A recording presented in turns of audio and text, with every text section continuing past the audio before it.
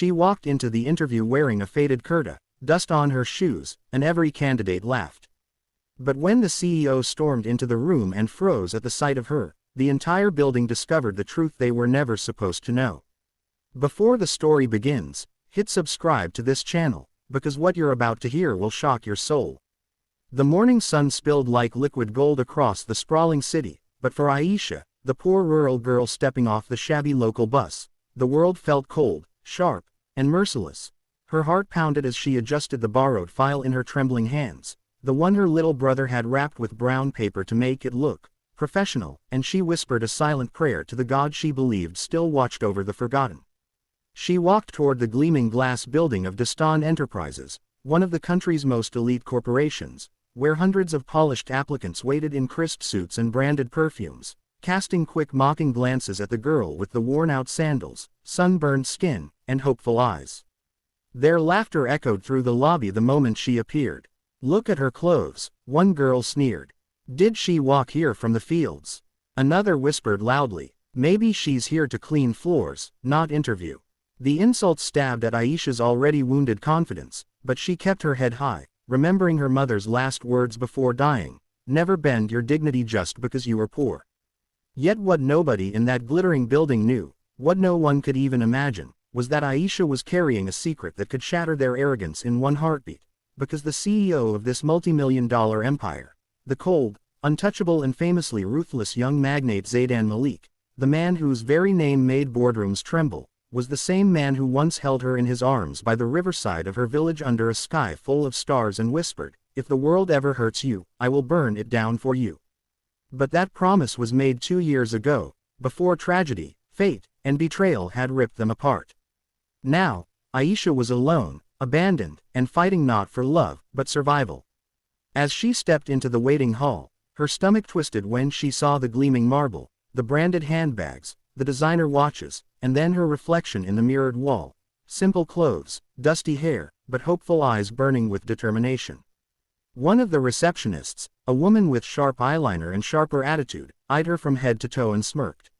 "You're here for the interview." Her voice dripped sarcasm. "Yes," Aisha whispered, "for the executive assistant position." The receptionist laughed so loudly heads turned. "Sweetheart, this position requires English fluency, computer mastery, confidence, everything you clearly don't have." Aisha felt her chest tighten, but she forced herself to say, "I topped my district. I can do this." Another applicant chimed in, "District top doesn't matter here. This is Destan Enterprises, not your village school." Their laughter spread like wildfire. Aisha swallowed the hurt rising in her throat, gripping her file tightly, but deep inside, her mind whispered the memory of Zaidan's voice, "You are stronger than you think." She sat down quietly, while the elite candidates continued to mock her for entertainment. When the interview finally started, she was called near the end. She entered a sleek conference room with a large panel of stern-looking directors. The head of HR, a tall, condescending woman, glared at her file and sighed. "Name, Aisha Noor. Education, Bachelor's in Commerce, first position in my district." Murmurs, unimpressed glances. The HR woman leaned back. "Why should we pick someone like you when we have candidates with foreign degrees?" Aisha took a breath that trembled but did not break. "Because I don't give up. Because no matter how difficult the task is, I complete it. Because I am not afraid of starting from zero." The HR panel exchanged mocking looks. One man chuckled, "Determination won't help you here. Skills will." They deliberately threw complicated English questions at her, trying to expose her weaknesses, but when she answered fluently, thanks to the countless nights she had studied with solar lanterns, shocked expressions flickered across some faces. But just when she began gaining control, a senior interviewer asked coldly, "What will you do if a client insults you?" "Cry." The room burst into laughter. Aisha felt heat rise behind her eyes. She almost did cry, but then something inside her snapped. She lifted her chin and said, "Sir, I have survived poverty, hunger, storms, and death. One client's insult cannot break me." Silence. The panel was stunned. Not impressed, but offended by her boldness. The HR head cleared her throat sharply. "This interview is over. You may leave. We are not looking for emotional stories."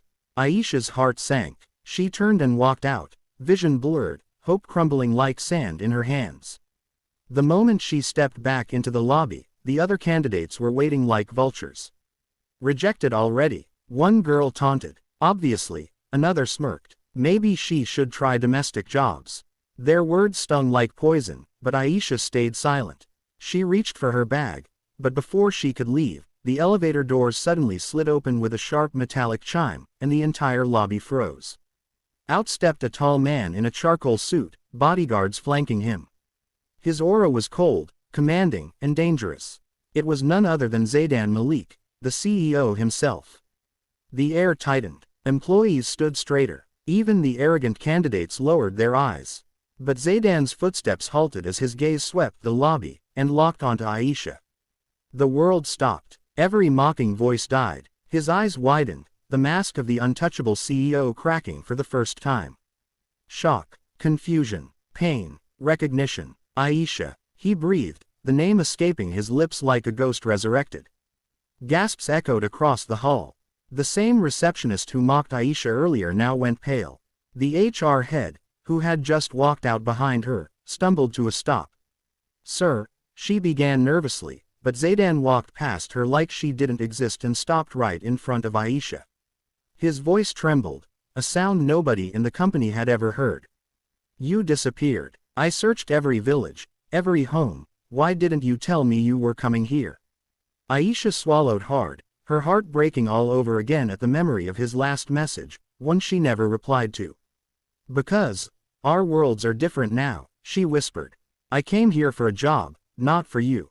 A flash of pain crossed his face, quickly replaced by fury, not at her, but at everyone around. He turned sharply to the HR team. "Who interviewed her?" The HR head raised a trembling hand. I did, sir.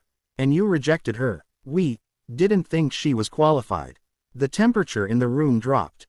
"Qualified." Zaydan's voice became icy steel. "She is more qualified than every arrogant fool standing here combined." A collective gasp. One interviewer whispered, "Sir, we didn't know who she was." Zaydan cut him off with a lethal glare.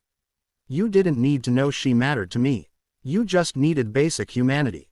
Silence fell, heavy and suffocating. He turned to the candidates who mocked her.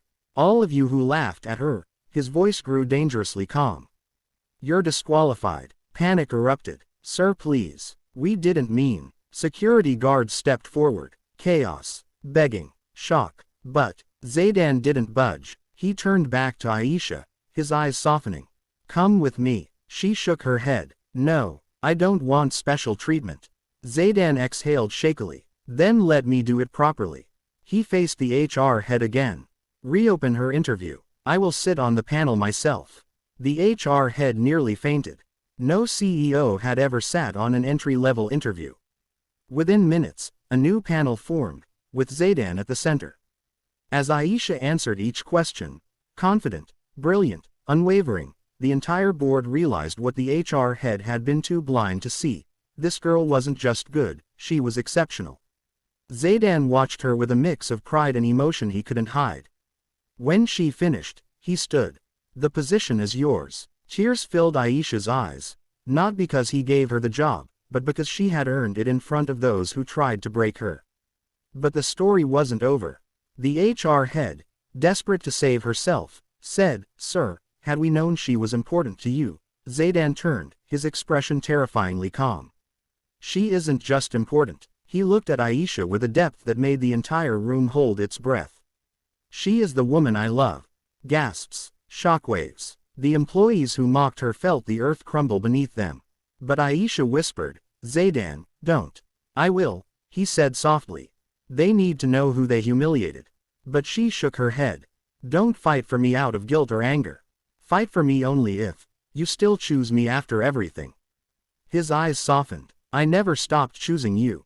Aisha finally let her tears fall, not of weakness, but of a miracle she never expected.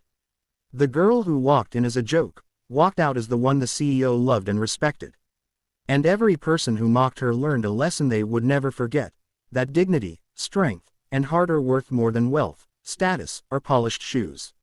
For in the end, the poor rural girl they insulted had a power they could never match, the courage to rise again, and the love of a man who would protect her against the whole world. And as Aisha stepped into her new office, her new life, she whispered to herself, maybe the world wasn't cold after all, maybe it was waiting for me to believe I deserved more. And for the first time in years, hope didn't hurt. It healed.